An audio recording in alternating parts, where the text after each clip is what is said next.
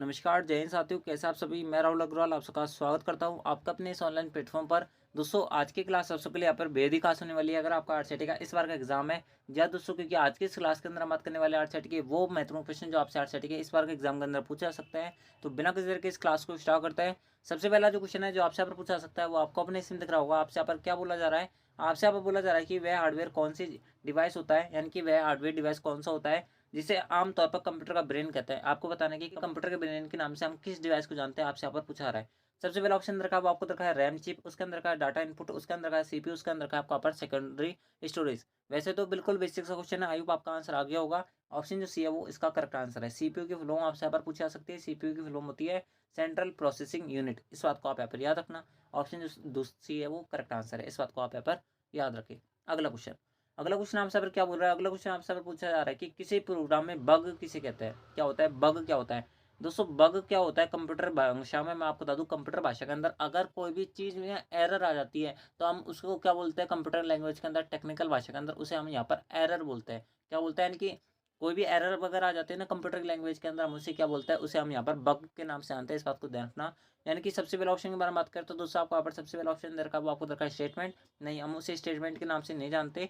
इसके अलावा आपको दे रखा है एरर, जो कि करेक्ट आंसर होगा। बग का दूसरा नाम क्या है, एरर है। इस प्रकार से आप पर्यायवाची समझते हो ना, इस प्रकार से आप इस क्वेश्चन को समझ सकते हो। ठीक है, अगला क्वेश्चन।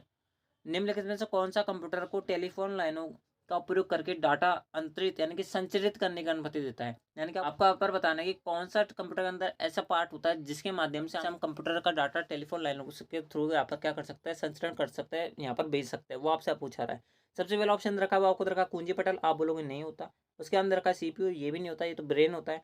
प्रिंटर, ये तो हार्ड कॉपी प्रदान करता है, ये भी नहीं होगा। बच्चों कौन सा, मॉडेम। मॉडेम की फुल फॉर्म पूछी जा सकती है। मॉडेम की फुल फॉर्म होती है मॉड्यूलेटर डीमॉड्यूलेटर, यानी कि ऑप्शन जो सी है वो करेक्ट है। अगला, पहला सक्रियात्मक इलेक्ट्रॉनिक अंकीय कंप्यूटर है। आपको बताना है कि पहला इलेक्ट्रॉनिक अंकीय कंप्यूटर कौन सा, वो आपसे पर पूछा जा रहा है। सबसे पहला ऑप्शन रखा हुआ आपको रखा है इनिक, उसके अंदर रखा है ईडीवीएसी, उसके अंदर रखा है ईडीएसएसी, उसके अंदर रखा है यूनिवेक।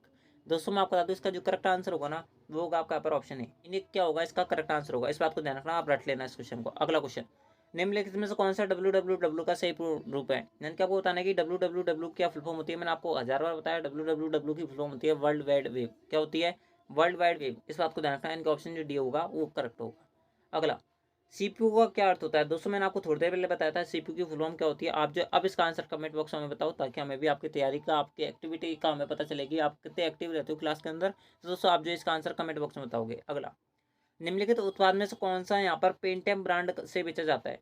दोस्तों मैं आपको बता दूं पेंटियम नाम के जो कंपनी है वो किस चीज का उत्पादन करती है, किस चीज को उत्पादन के लिए जानी जाती है, वो आपसे पर पूछा रहा है। सबसे पहला ऑप्शन रखा वो आपको रखा मोबाइल चिप, उसके अंदर का कंप्यूटर, उसके अंदर का कंप्यूटर चिप, उसके अंदर का आपका माइक्रो प्रोसेसर।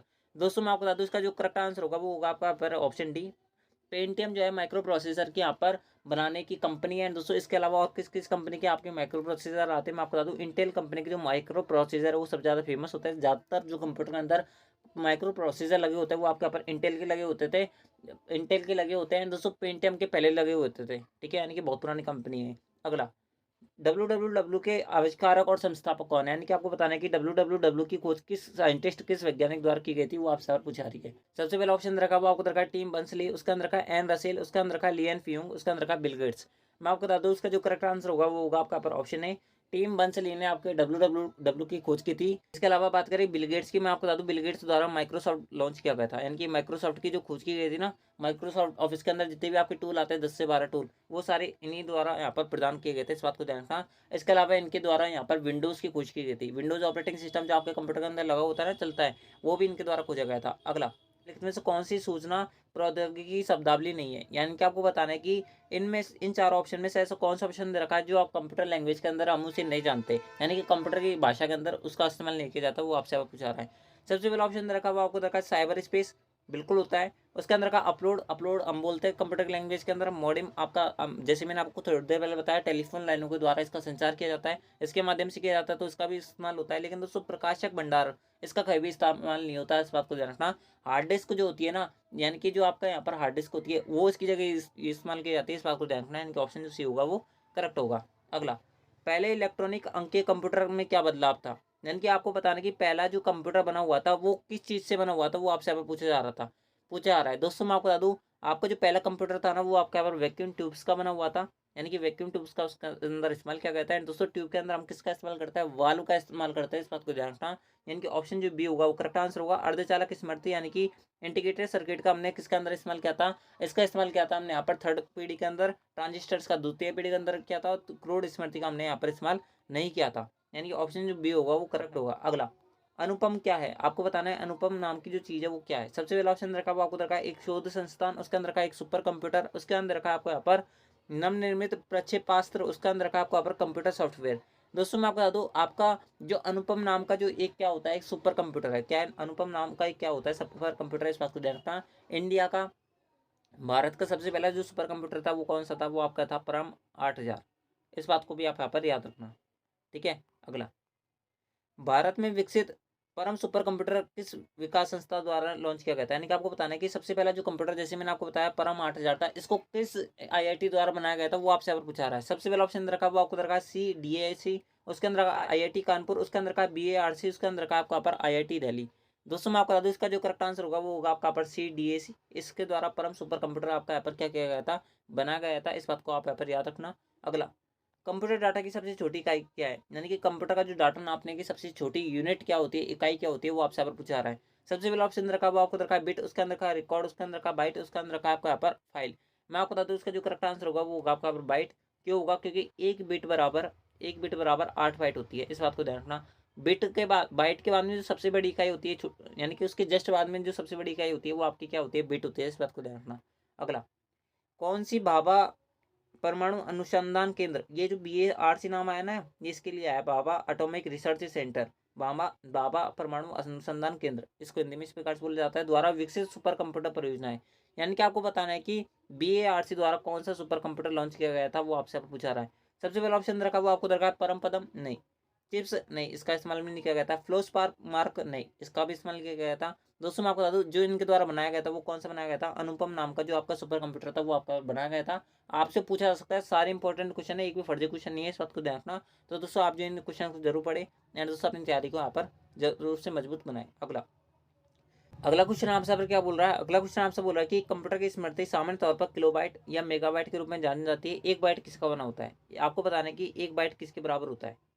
दोस्तों मैंने आपको थोड़ी देर पहले बताया एक बिट बराबर क्या होता है, 8 बाइट होता है। क्या होता है, 8 बाइट होता है। तो एक बाइट किसके बराबर हुआ, एक बिट 8 बिट के बराबर हुआ कि नहीं हुआ, हुआ। ठीक है। एक बाइट बराबर क्या हो गया, 1/8 बिट। ठीक है।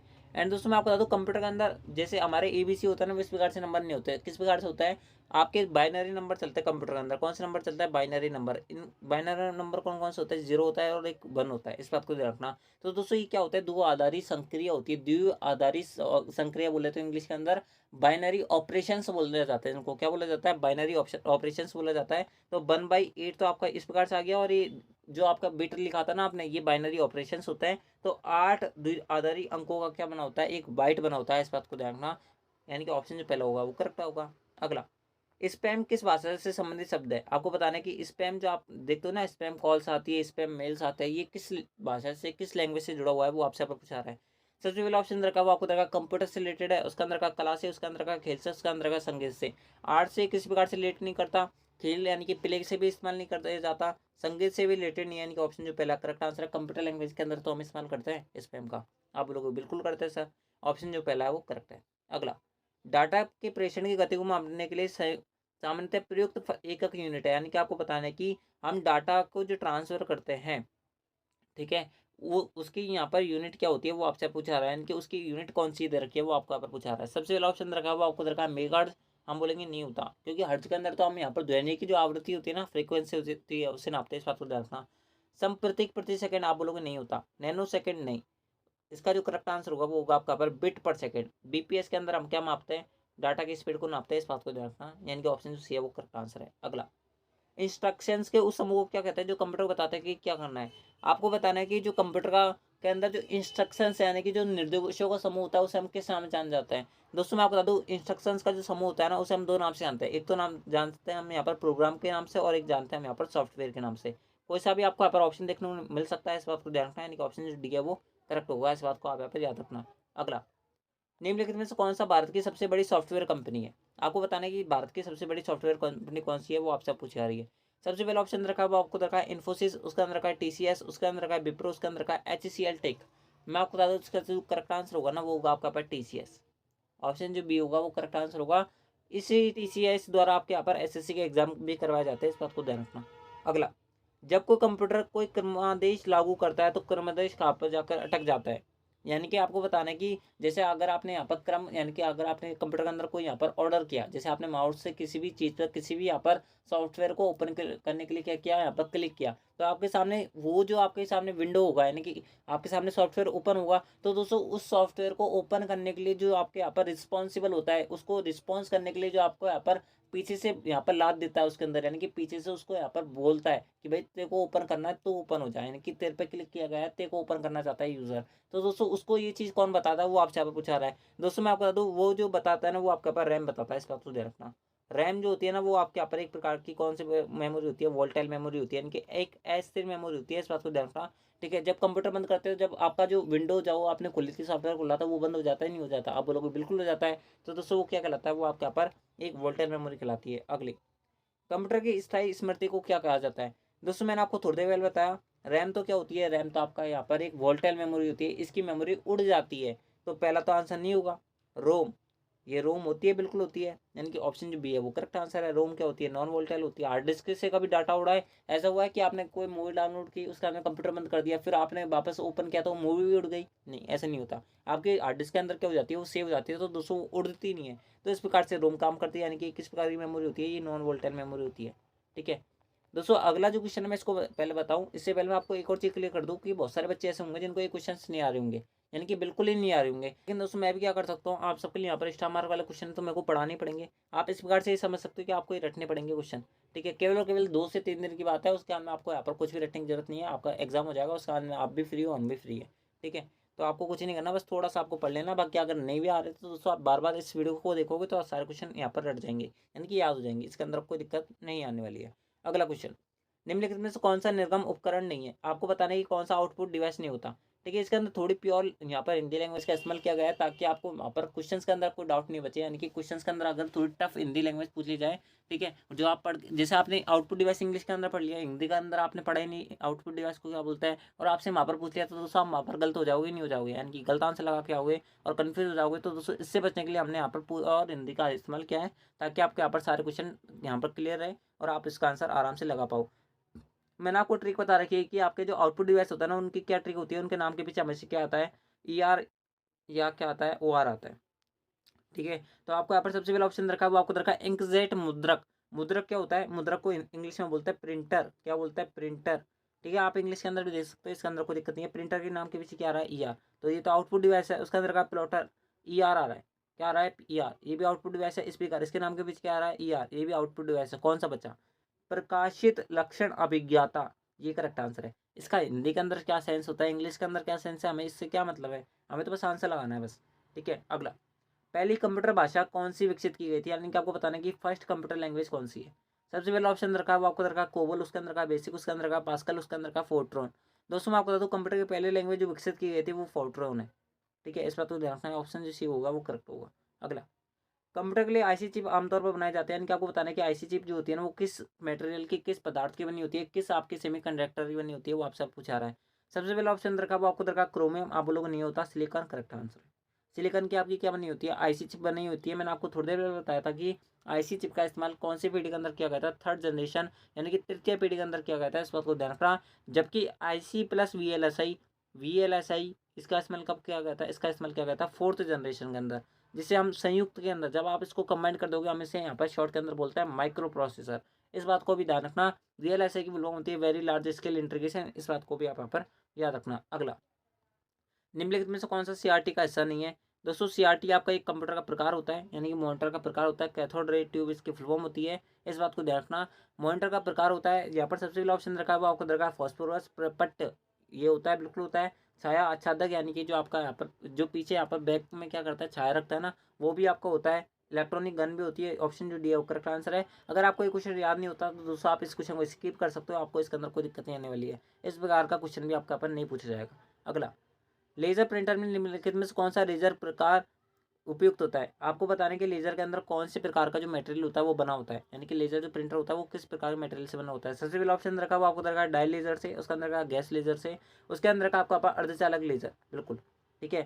यानी कि ऑप्शन जो सी है करेक्ट आंसर है। अगला, पहला कंप्यूटर किसने बनाया था, यानी कि कंप्यूटर खोज किसने की थी, वो आपसे यहाँ पर इंडायरेक्टली पूछा जा रहा है दोस्तों। फादर ऑफ कंप्यूटर, यानी कि फादर ऑफ कंप्यूटर आपसे पूछा जाए, बिल्कुल बेसिक सा क्वेश्चन है, आप बचपन से पढ़ रहे हैं। फादर ऑफ कंप्यूटर कौन है, चार्ल्स बेबेज है। ऑप्शन जो सी है करेक्ट आंसर है, बिल्कुल बेसिक सा क्वेश्चन है। अगला, आधुनिक कंप्यूटर का लघु रूपकरण संभव हो सका निम्नलिखित का उपयोग करके। दोस्तों मैं आपको बता दूं, पहले जो कंप्यूटर देखो ना तो बहुत बड़े बड़े कंप्यूटर होते थे। आप अगर आज देखोगे तो दोस्तों एक डेस्क के अंदर पूरा कंप्यूटर आ जाता है, या फिर आप क्या हाथ में छोटे छोटे से पीछे आने लगे, नहीं लगे सीपीयू आते हैं आजकल छोटे छोटे से, जो आपके हाथ हथेली के बराबर नहीं होते। तो दोस्तों इसका संभव जो हुआ है वो इतना, मतलब इतने विकराल रूप से 3 से 4 कमरे के अंदर पूरा कंप्यूटर नहीं आता था, जहाज एक हथेली में आ जाता है। तो दोस्तों इसको सबसे छोटा करने के लिए कौन सी चीज़ का इस्तेमाल यहाँ पर किया गया है सबसे ज़्यादा, वो आपसे पूछा रहा है। सबसे पहला ऑप्शन रखा वो आपको रखा है ट्रांजिस्टर्स का द्वितीय पीढ़ी के अंदर किया गया था, तो आप बोलोगे नहीं किया गया था इसका इस्तेमाल। यहाँ पर ऑप्शन बी के अंदर देखोगे वो आपको रखा है समाकलित परिपथ चित्र, जो कि आपको इंडायरेक्टली हिंदी के अंदर बात करें यानी कि इंग्लिश के अंदर बोले तो माइक्रो प्रोसेसर बोल रहा है।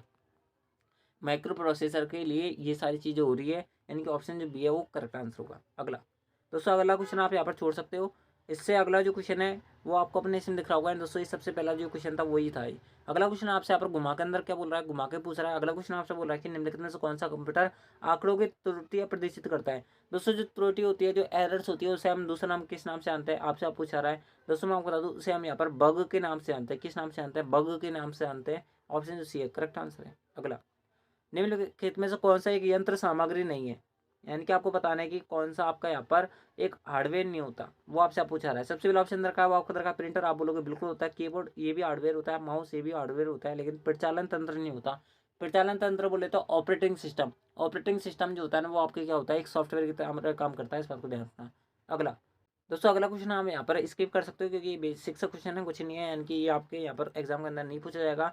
अगला क्वेश्चन, अगला क्वेश्चन आपसे पर क्या बोल रहा है, अगला क्वेश्चन आपसे बोला जा रहा है कि आईसी चिप का निर्माण होता है। दोस्तों मैंने आपको थोड़ी देर पहले बताया था कि आईसी चिप जो होती है ना वो सिलिकॉन की बनी होती है। और अगर आप एक साइंस के स्टूडेंट हो, अगर आपने यहाँ पर 12th कर लिया, यानी कि अगर आप 12th के अंदर आ गए होंगे, तो दोस्तों आपको यहाँ पर सेमी कंडक्टर वाला यहाँ पर चैप्टर है, उसके अंदर आपको बताया जाता है कि सिलिकॉन एक किसकी तरह व्यवहार करता है, एक अर्धचालक की तरह काम करता है। ठीक है, इसके बाद में क्या डिटेल है वो मैं आपको नहीं बता सकता, क्योंकि ये फिर क्लास हो जाएगी एक साइंस के स्टूडेंट के लिए, तो मैं आपको यहाँ पर साइंस के स्टूडेंट वाले को क्लास नहीं देने वाला हूँ, यानी कि उनके लिए क्लास नहीं है, इस बात को डांटना है। इनका ऑप्शन जो बी है करेक्ट आंसर है। साइंस के लिए, फिजिक्स के लिए यहाँ पर एक क्लास नहीं हो रही, यहाँ पर आरसीटी से रिलेटेड क्लास है। अगला, आजकल सबसे अधिक प्रयुक्त होने वाली निवेशन युक्ति कौन सी है, यानी कि इनपुट डिवाइस कौन सी है, वो आपसे पूछा रहा है। सबसे पहला ऑप्शन रखा हुआ आपको रखा है ट्रैक बॉल। ट्रैक बॉल का तो हम कभी कभार इस्तेमाल करते हैं, एक माउस की तरह काम करता है भी।